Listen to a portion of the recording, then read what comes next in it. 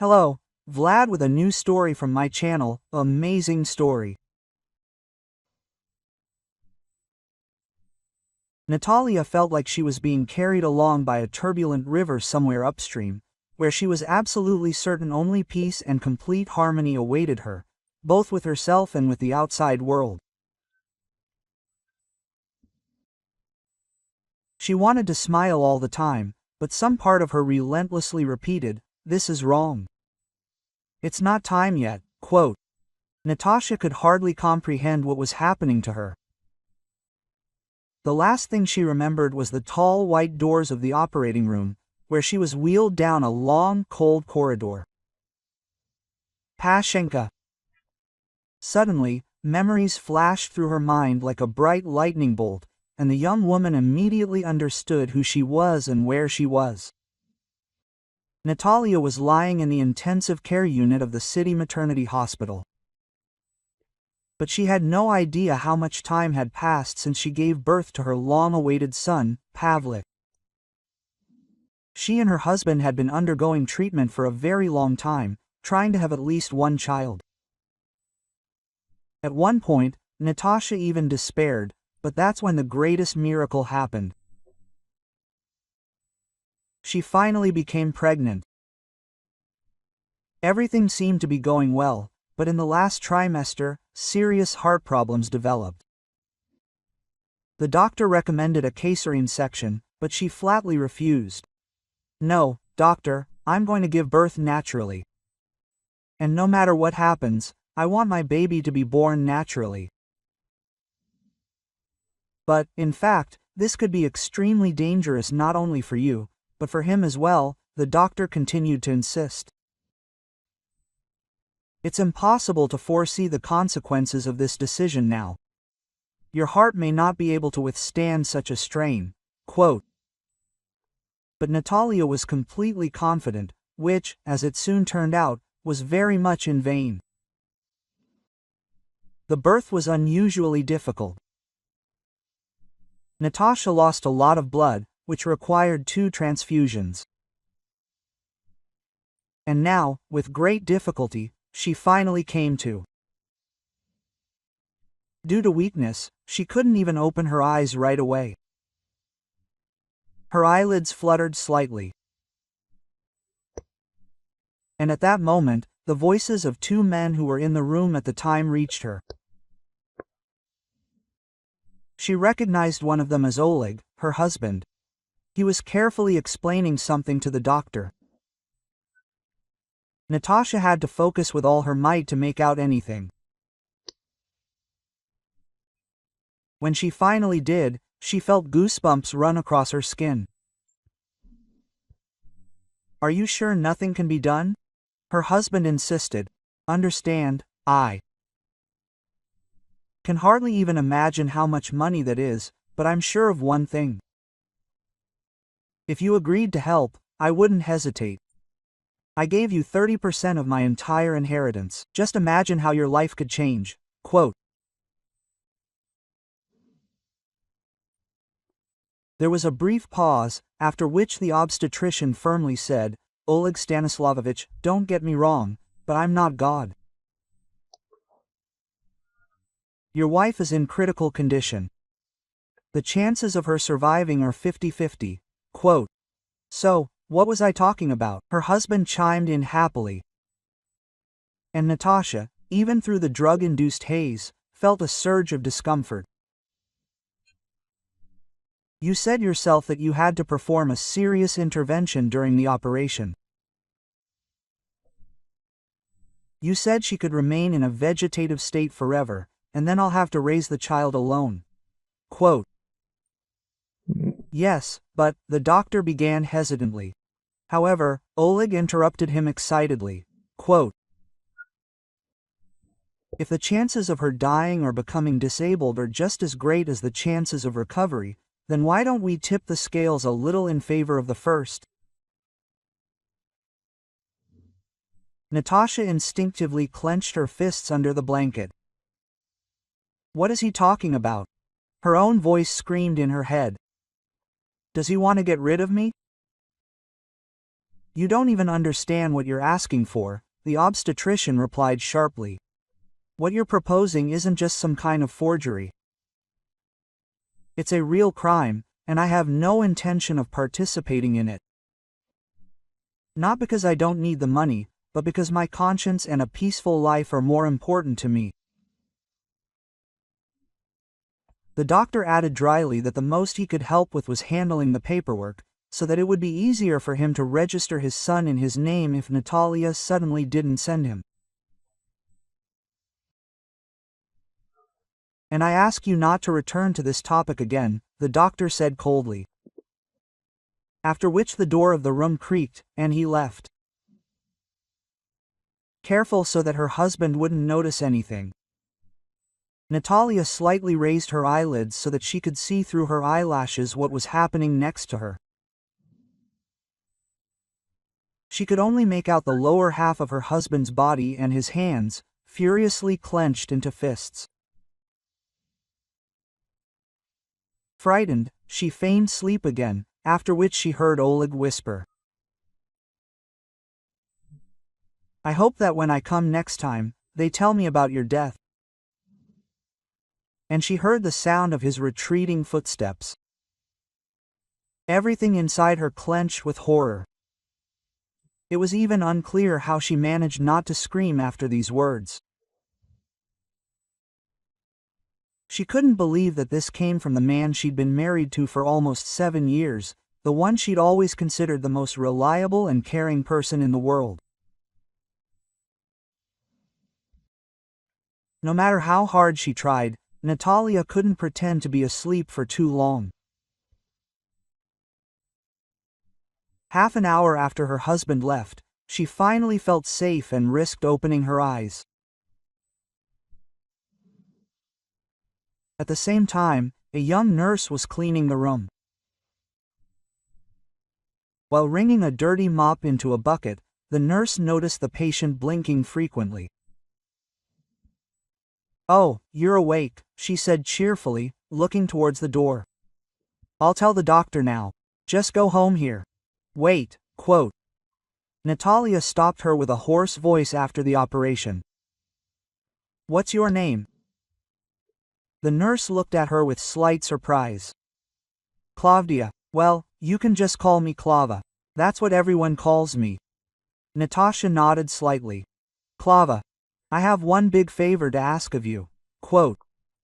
The woman caught her breath. It was hard for her to speak. "Please call my mother, Anastasia Sergeyevna, right now. The phone number is in the medical record. Trusted person. Ask her to come and pick me up." Quote. Claudia looked at the patient in amazement, and then, looking back, asked in confusion, "Wasn't that your husband who just left?" "I thought he would pick you up later." Quote. However, Natalia shook her head with all her might. "No, no, no," she croaked. "Only it's not that he's very busy right now and probably won't be able to." Claudia looked at her carefully, but shrugged, deciding against asking. Having promised to call her mother, the nurse left the room, just as the attending physician entered. "Oh, you're awake." Seeing his patient regain consciousness, Alexei Vadimovich spoke slowly. His confusion and tone made it clear he'd been discussing some devious plot with her husband. The woman nodded slowly and tried to sit up in bed to talk more comfortably. "Where is my son?" Natalia asked first. "What's wrong with him? How is he feeling?" Quote. The young mother's voice was filled with genuine concern. After all, she hadn't seen Pavlik since his birth. The doctor was secretly overjoyed and answered with a sincere smile, "Don't worry, your little boy is fine." Pavel Olegovich was born strong and healthy, weighing 3 kilos. Natalia sank back onto the pillow with relief. "When can I see him?" she asked. He probably needs feeding by now. And at that moment, a slight shadow crossed Alexei Vadimovitch's face. I'm afraid we'll have to wait. You've lost a lot of blood and strength, and you don't have any milk right now. So, for now, just lie there. At least another week. We'll treat you, give you vitamins, a course of IVs, and then, but what about the baby? Quote, Natasha asked, amazed, what will he eat? Oh, don't worry about that. We have excellent formula. No one will starve your baby. But then, once your milk comes in, and I think it will take a few days at most, you'll be able to feed yourself. Quote. Having assured her that all this was safe for the baby, Alexei Vadimovich began asking her questions about her well-being. But after examining her, he wished her a speedy recovery. Soon, her husband reappeared in the room, wearing a happy mask that reeked of falsehood from a mile away. Oleg handed her a huge bouquet of red roses. He'd bought it with great reluctance, as he hadn't expected to receive a call from the hospital to tell him his wife had regained consciousness. What a tenacious old hag! He growled, adjusting the flowers in their festive packaging as he stood in the doorway. Congratulations, he exclaimed under his breath as he handed her the bouquet. Oh, God, I was so worried about you, so scared when the doctor said you might not survive the night. That was all Natasha could manage, but she said nothing more, though it was terribly unpleasant to watch this hypocrisy.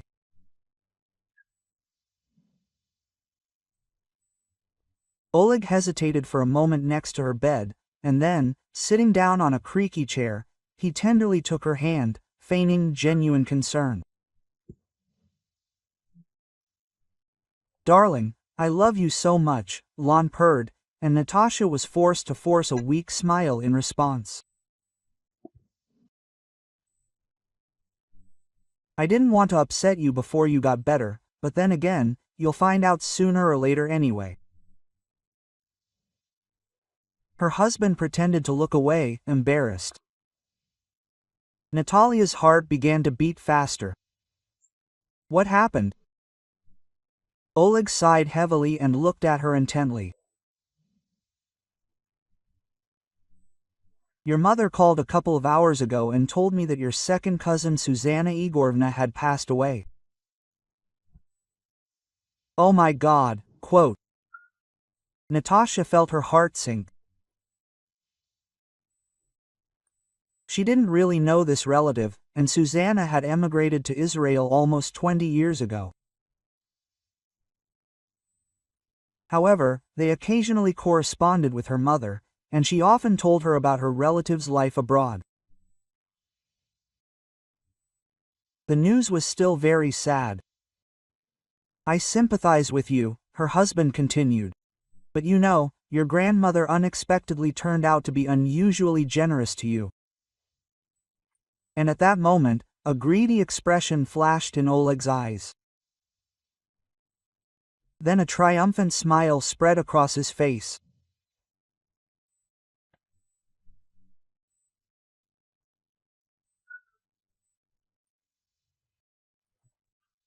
Natalia felt as if she were talking not to her husband, but to a complete stranger. In what sense? She left you her entire fortune, Vrachova's husband said.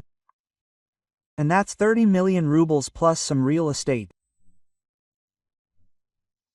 And besides, her husband paused briefly, then finished breathlessly. Shares in the country's largest agro-industrial holding. Can you imagine that? Yes, we'll be provided for several lifetimes to come. Quote. Natalia felt sick. Something told her Oleg had known about this inheritance for a long time. His words about it being unexpected were completely at odds with his reaction. It's strange that she decided to bequeath it to me, Natalia responded, looking closely at her husband. She probably had closer friends. Doesn't that seem odd? The expression on Oleg's face clearly indicated he was already mentally counting all the money owed to his wife under the will, but upon hearing her words, his eyes immediately assumed an innocent expression. Who knows?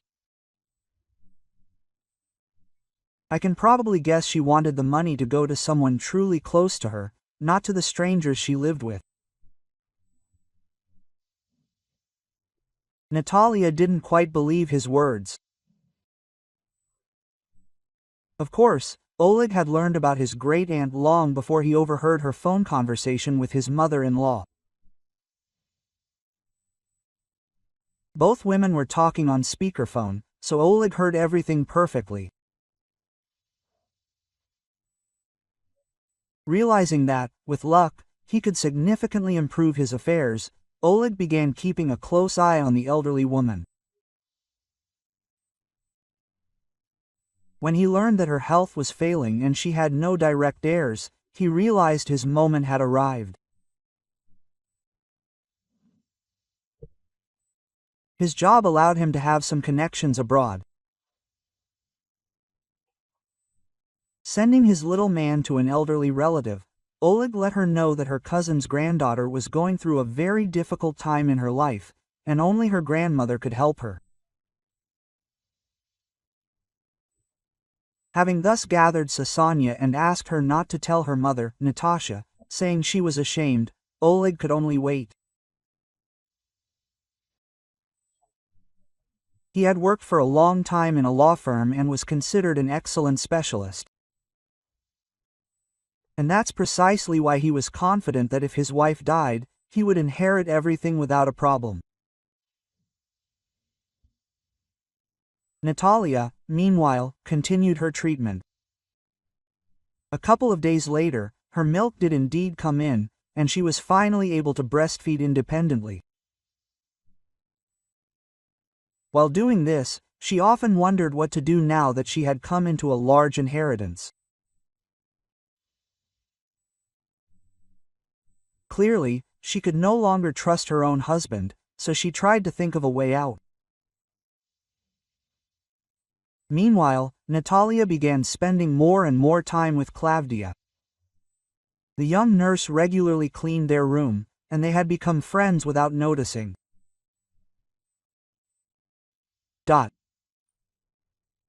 Klava, as promised, called her mother, but when she arrived at the hospital, Natalia was afraid to tell her everything. She thought that by telling her about her husband's betrayal, she would unwittingly put her mother in danger. After all, anything could happen now.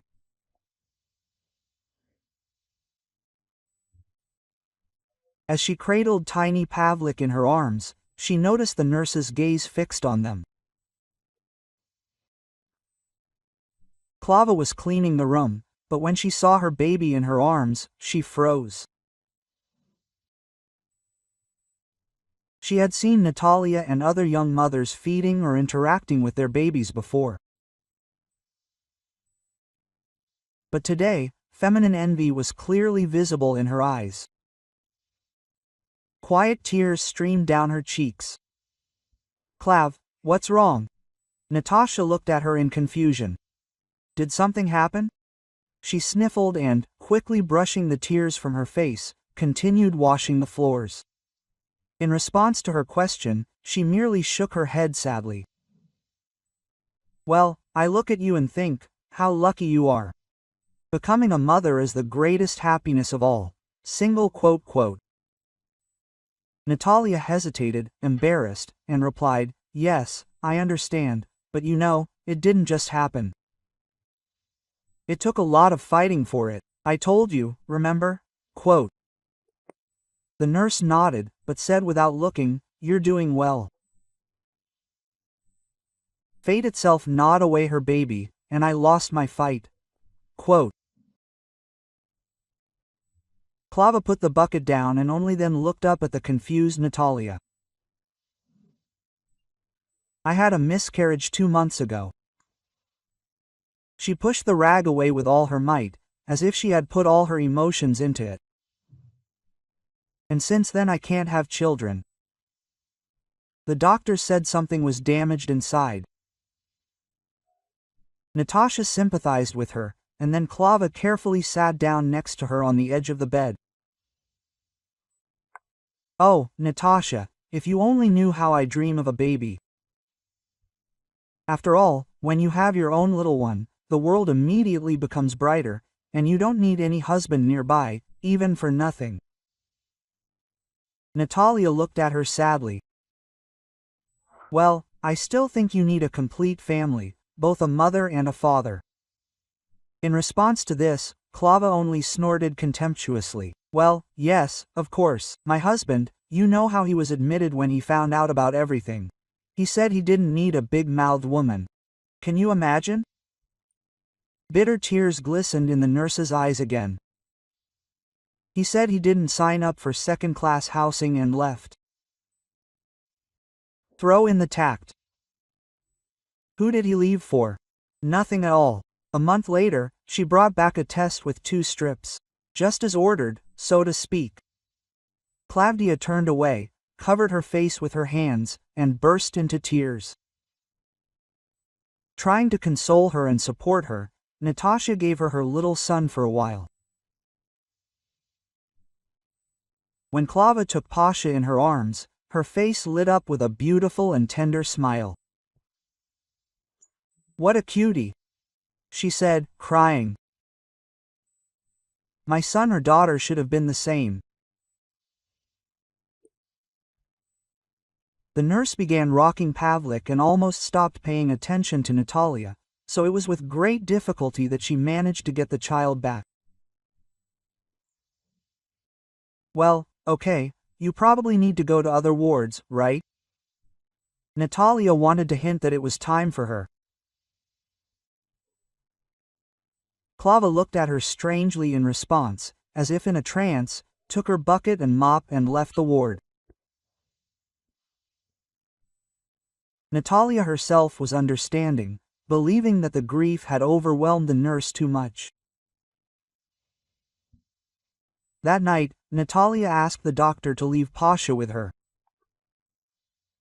She didn't want to part with her son for a second. Although Alexei Vadimovich doubted the wisdom of this, Natasha was still weak. And it would be better if she rested at night than jumped up at every cry of the baby. But she persuaded him so much that the doctor eventually gave in. By that time almost all the young mothers who had been in the ward with her had already been discharged home. So Natalia was the only permanent patient left there. After putting her son in a high cradle, Natalia went to bed with a light heart, and in the morning, when she woke up and reached for the child, she was surprised to find that Pasha was gone. Quote, "Did they prescribe any procedures for us?" she asked the nurse as soon as the latter came in to check on her. The young nurse's face instantly turned pale. As far as I know, there were no instructions. The young mother's heart sank and immediately began to pound. Natalia even clutched at the blood. The nurse immediately called the attending physician and brought a sedative. Quote, "Oleg, come to the maternity hospital right now," she screamed at her husband's corpse. "Our son has been stolen." What? He couldn't believe his ears. "Natasha, don't worry, I'll be there right now." Oleg shook his fist on the other end of the line, and Natalia, listening to him, understood only one thing. Her husband had nothing to do with the disappearance. Apparently, he was seriously scared himself. Quote, "Who was the last person you spoke to before the child disappeared?" The doctor asked her some time later. He had already checked all the discharge papers, but none of the mothers who had been with her had left the hospital with 2 children. Quote, "Not with anyone in particular," she answered after a pause. Her heart instantly went cold. Quote, Klava is a nurse. I let her hold Pasha for a bit, and a terrible guess flashed through her mind.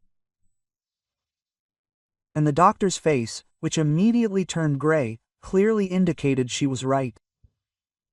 Why did you do that? The doctor clutched his head.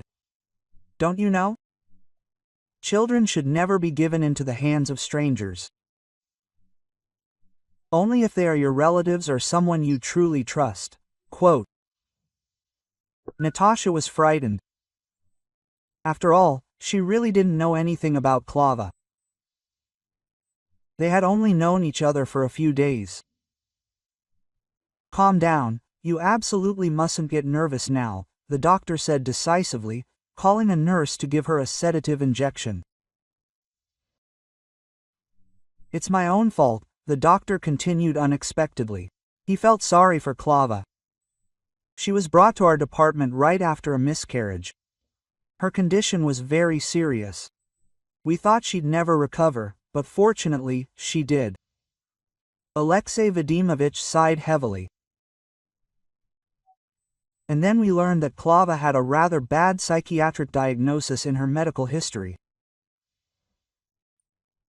Natalia felt the room before her eyes begin to spin rapidly. She wasn't given a very good diagnosis. It seems like post-traumatic psychosis, the doctor added. The loss of a child and infertility.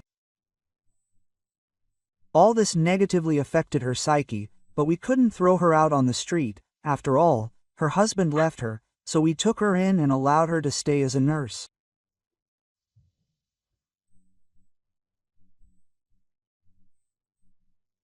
But you don't have to worry about your son's life and health, the doctor assured her. Klava is excellent with children. After all, she was so prepared to become a mother.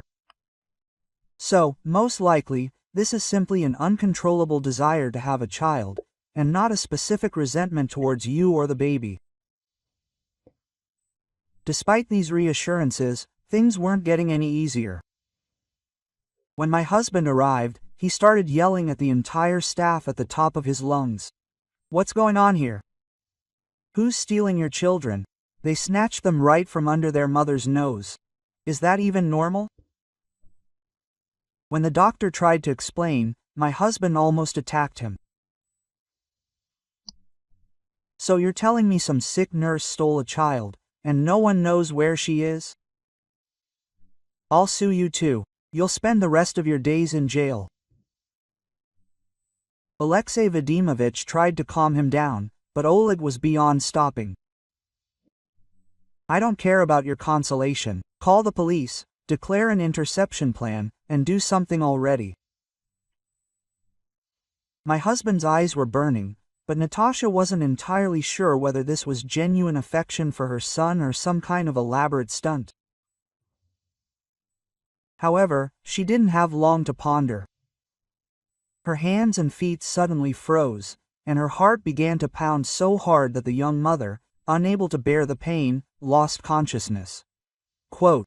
Quickly, the medications. Alexei Vadimovich shouted in panic. Oleg Stanislavovich, please leave the room. Your wife has gotten worse. A strange expression flashed across her husband's gaze, half surprise for Nadezhda. What's wrong with her? Hypertensive cross, he responded instantly, hooking Natalia up to a machine that monitored her blood pressure and heart rate. Your wife could go into a coma at any moment, he said. When he glanced at the visitor, he saw a barely perceptible smile tugging at the corners of his lips. With difficulty suppressing the urge to punch him, the doctor wheeled Natalia to the intensive care unit. Along the way, they were joined by a young doctor who had arrived from a neighboring region as part of a practice exchange program. Semyon Romanovich immediately grasped the situation and, after assessing the patient's overall condition, asked permission to personally perform resuscitation measures. Quote, I worked a lot in emergency care at my previous job, he explained. Every minute counts with this woman. If we make a mistake, we could lose her completely. The attending physician, after thinking for a few seconds, merely nodded silently. To his great surprise, Semyon carried out all the procedures in such a way that he not only brought Natalia out of a dangerous condition, but also prevented a whole series of complications. Quote, "You're something else," Semyon Romanovich, Alexei Vadimovich whistled with admiration. "It was worth sending you to us for a reason. That's what we think. We still have something to learn from you, and not the other way around." Semyon only nodded modestly and said that he would keep an eye on Natalia himself from now on. Fortunately, she regained consciousness fairly quickly. However, as soon as she saw the young doctor, she grabbed his sleeve with all her might. Quote, "Give me my son back, please." Natasha took a deep breath. Klava, the nurse, it was all her fault. "Listen, I don't know what happened to you," Semyon said cautiously. "But if you tell me, I'll try to help." Meanwhile, Oleg viewed the whole situation from his own perspective. Despite being the loudest voice in the room about his son's kidnapping, he decided not to report it to the police. He decided to look for it himself. And to do that, first and foremost, he needed to find the crazy nurse. Oleg's plan was simple. Take Pavlik from her, but not give him to his wife. Instead, hide him securely, so no one but him would know. He planned to tell Natalia that he hadn't succeeded, and that would surely drive his wife completely crazy. Having decided this, he set about executing his plan. He had some connections not only among private detectives who had previously worked for the law enforcement agencies, but also among criminal organizations. He managed to recruit several smart gangsters who agreed to help for a small commission. Less than a week later, Oleg was on the trail. The nurse was hiding with distant relatives at a dacha located in a gardening community in the region. Upon learning of this, he and his assistants arrived and practically kicked down the door to the small house. Upon entering, Oleg immediately heard a child's cry and, rushing to the living room, saw a terrified Klavdia. Her little son was crying in her arms. Quote, "What, did you think you could outwit me?" Oleg said, glaring at her with hatred. "You got your son back quickly." Oleg began to advance threateningly, while his accomplices eloquently stretched their necks and cracked their knuckles. "No, what are you doing? You're mistaken," she screamed. "I don't know, this is my son, Vidya." The young woman's gaze was filled with madness and fear, so Alec realized quickly. Hesitation could cost him his most precious time. Klava darted sharply to the right, running down the narrow corridor that led to the kitchen. She was planning to escape through the back door. However, she was already being watched there. Quote, "Wait a minute, citizen, let's calmly return the child, and we won't call the police." Caught off guard, Klavdia burst into tears and was forced to hand Pasha over to his legal father, but he glared angrily at the nurse. "Pray I'm kind today," she said, or else the man pretended to swing his arm, but actually adjusted his hair. Klavdia burned into a ball.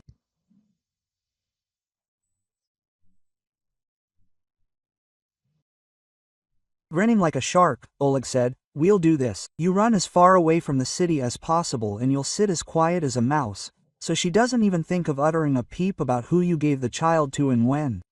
Is that clear to you?" Klava sobbed pitifully. "And if you decide to tell the police anything? You'll only have yourself to blame. You'll end up in a mental hospital, just like my wife." Giving her a final dark look, he got into the car and drove away. "I'm afraid we need to accept this situation and say goodbye to our son," Oleg told his wife a little later, having arrived at the hospital. Quote, "What are you talking about?" She couldn't believe her ears. "You reported it to the police. Are they already looking for Pavlik?"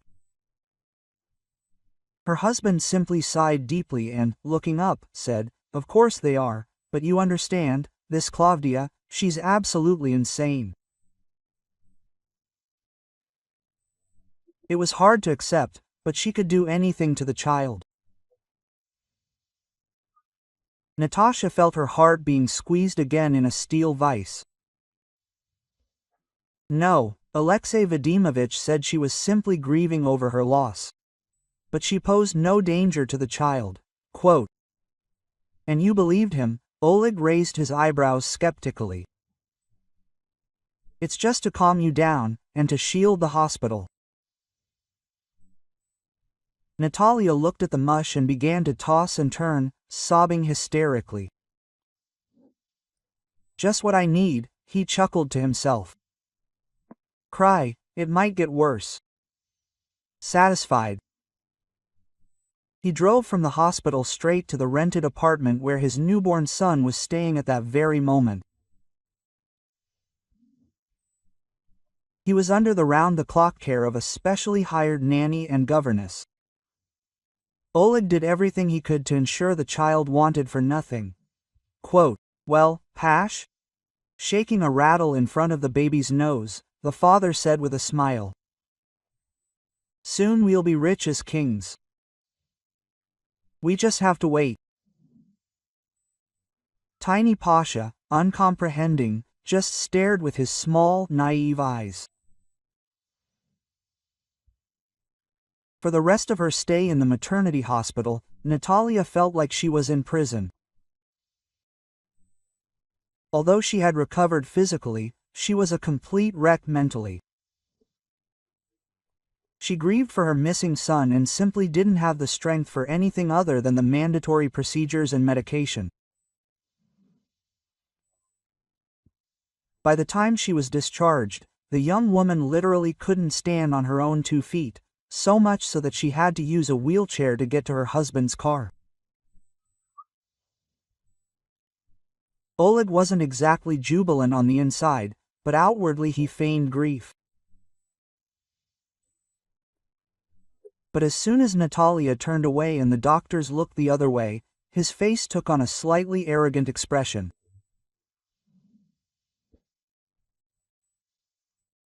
As she got into the car, Natasha clutched the small piece of paper on which Semyon Romanovich had left his phone number. Quote, "If you suddenly feel ill or realize you can't cope, don't hesitate to call me. I see you may need help. And it turns out you don't trust your husband." And that was the honest truth. She couldn't trust anyone anymore. Her husband was hiding something and clearly wished her ill, but she didn't know why. On the other hand, having barely found a friend, she immediately lost her.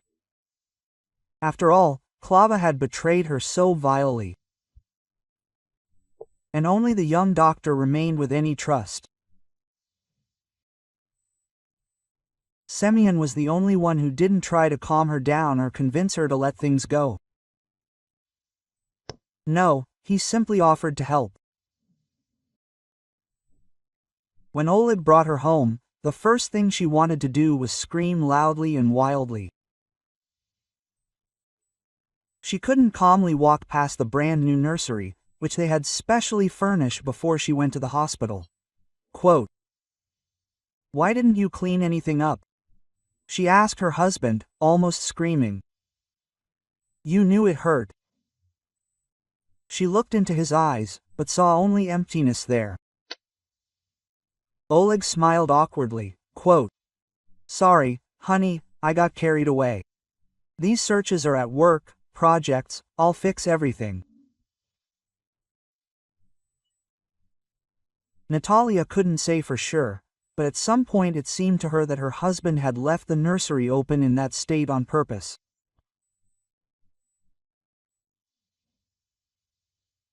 God, it seems that way. Now I'll go to the crib, and he'll be lying there.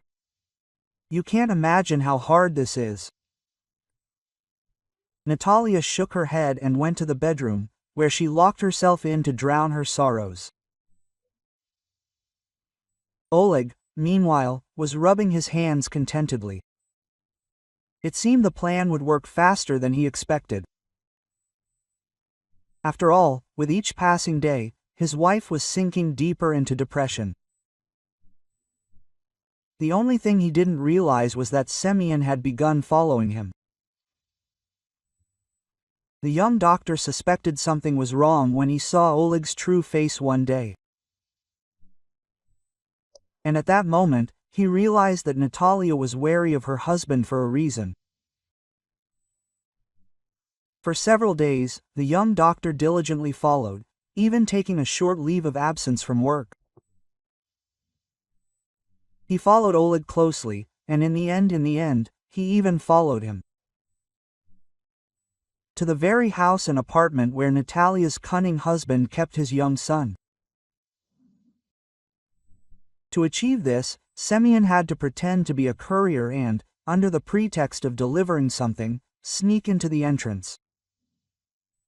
Hearing a child's cry from the apartment Oleg had just entered, Semyon immediately understood everything. By nature, he was an honest and very brave man. Therefore, he was not afraid to tell the police about it, but first he wanted to talk to Natalia about it, so Semyon immediately hurried to the car, but did not take into account that Oleg had posted security next to the house. The criminals grabbed the doctor as he approached the car and immediately dragged him into the nearest gateway. Quote, "We immediately copied you. Grin," said one of the bandits. "You look dressed like a courier, but the number on your box is fake. I already checked everything." Quote, "You know what? The police won't leave you that easily," Semyon responded boldly. "Your client apparently doesn't know that kidnapping children is a criminal offense, and the sentence is substantial." The second thug grabbed him by the collar of his jacket and kicked him hard in the stomach. "Are you crazy or something? He's his father." "Shut up," the first thug warned his accomplice. However, he immediately heard the quiet laughter of Semyon, who had doubled over. "It's too late. I've already recorded everything and sent it to the cloud storage. You and your Oleg are going to get some serious time." Enraged, they began beating the doctor, using their fists and a steel pipe they found right there in the alley. When they finished their dirty work, Semyon lay on the pavement with a fractured skull. He showed no obvious signs of life. Realizing they'd overdone it a bit, the thugs fled, but little did they know that an elderly homeless man, cowering in fear behind the trash cans, had witnessed the incident. A man approached the lifeless Semyon and, using his own phone, called an ambulance. This was the only thing that saved the unfortunate surgeon's life.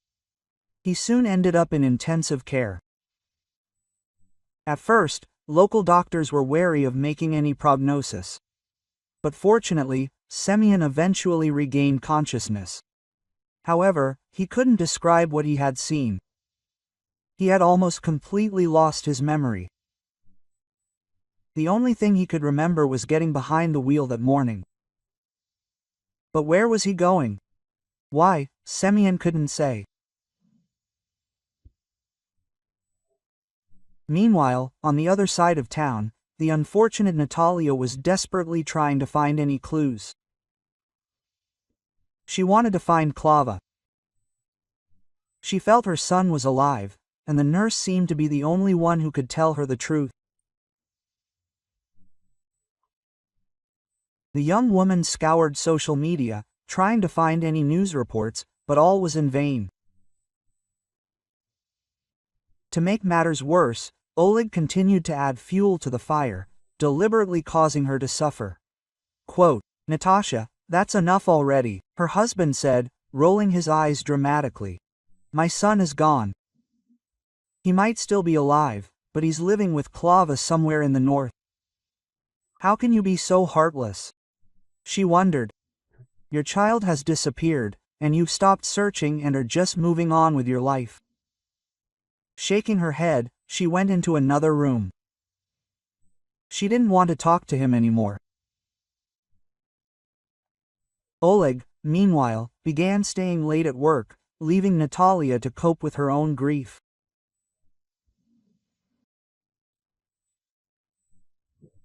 And all because he'd realized long ago that despair and loneliness would naturally accelerate the onset of psychosis, and then he'd calmly send her to a mental hospital.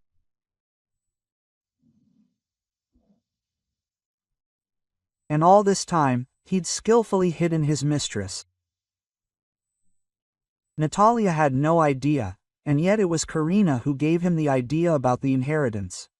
Quote, "I'll see you in a month in our brand new cozy apartment," she cooed to Oleg over the phone yet again. "And I really hope that by then you'll already be an eligible bachelor." Oleg. He couldn't wait for his wife to finally break down. One day, left home alone, Natalia realized she was ready to climb the walls with boredom. Deciding to take a walk, she didn't even notice how her feet carried her to the embankment. It was quite early, and there were practically no people in sight. Natasha looked at the water's surface glistening in the morning light and thought about her son. What had happened to him? Where was he? And would they ever see each other again? Despair rose within her like a powerful wave, and the woman took a few steps towards the water. There were no specific thoughts in her head, but the dark surface was so pleasantly beckoning. A few moments later, she found herself at the very edge.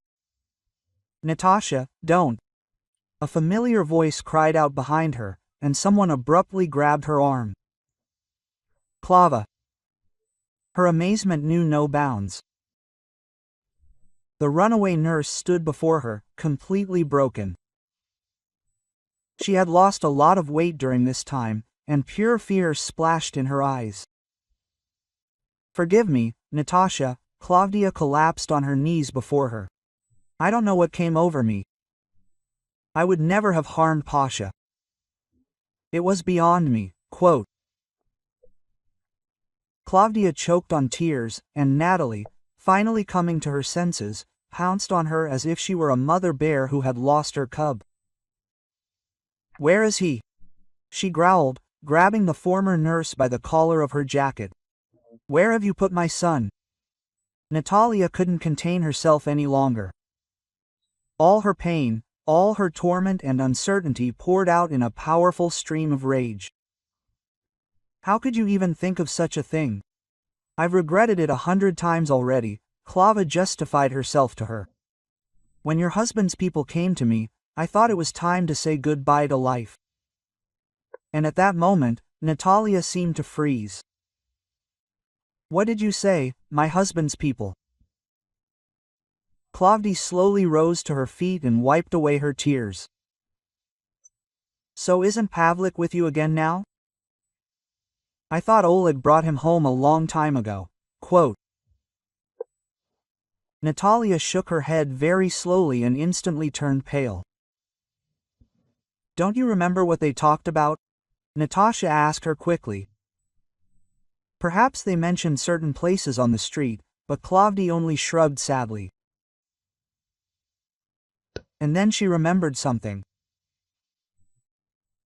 "And he said, if I tell the police everything, I'll end up in a mental hospital, just like you soon."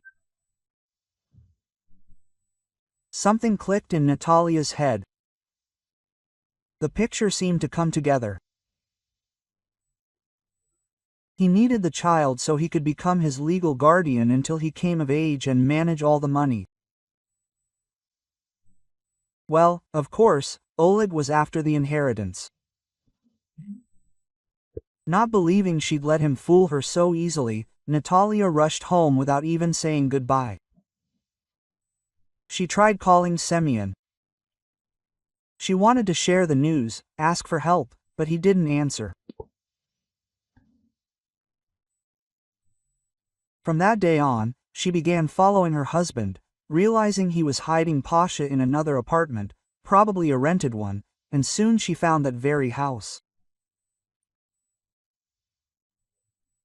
She even managed to catch a glimpse of her son when the nanny was walking him in the yard.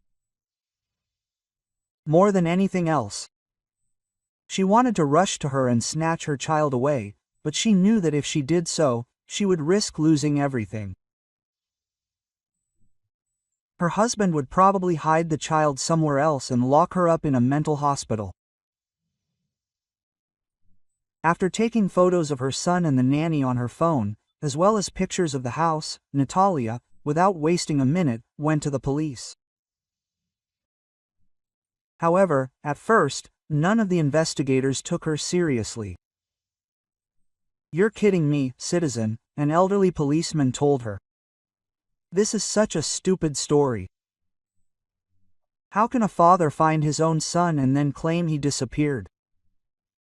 Absurd. And besides, if, as you say, your child was stolen long ago, why didn't you report it to the police?" "Because I was lying in the hospital, dying," Natalia answered, sobbing. "And he said that he went to you and even conducted a search, but it was fruitless." The investigator thought for a moment, but then still refused to accept the statement. Upset to the limit, she was about to leave the station when she was suddenly stopped by a young intern from the neighboring department. "Forgive my colleague," he apologized. "I heard everything you told me, and I believe you. You say a relative left a large inheritance. From now on, you can tell me more." Not believing her luck, Natalia smiled happily through her tears and told everything. She also included photographs. The young investigator did not let the case slide, but, having gathered the same young and energetic colleagues, detained Oleg hot on the trail.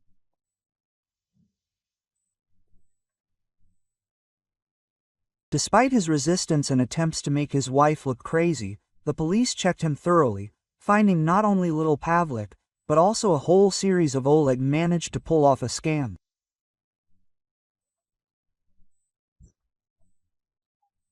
While he was working at a legal firm, Natasha was returned to her son, and she was somewhat over the moon at the time. Pasha, it turned out, hadn't yet had time to properly adjust to formula, so he happily switched to his mother's milk. Natalia forgave Klavdia, and now she came to visit them almost every day. She tried to make amends, helped, and enjoyed any opportunity to spend time with the baby. During their time on the run, Klava had become very attached to the child and was happy when Natasha later allowed her to be his godmother. Semyon recovered some time later and remembered everything that happened on that fateful day. Trying to help Natasha, he wanted to go home to download the file from the cloud and give it to the police. However, the young mother herself came to his room with Pasha in her arms.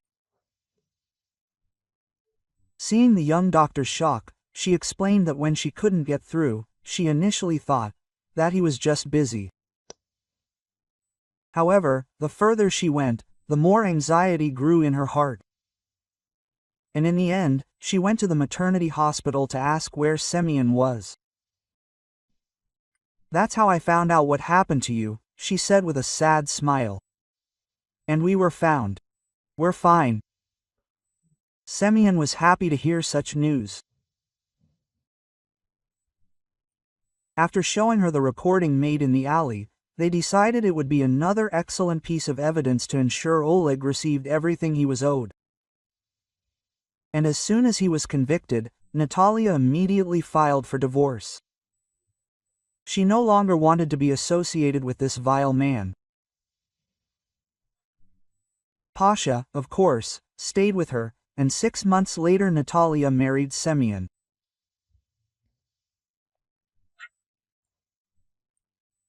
After the due date, she received an inheritance, which she decided to invest in developing her own business, opening a maternity store and also selling products for newborns. Claudia actively helped her with this. The former nurse was the senior salesperson. Well, Natalia herself oversaw purchases and kept all the financial records. They became true friends and forgot all the past discord. Well, Claudia was able to finally recover from her mental illness. And she also found happiness in the person of that very same police trainee.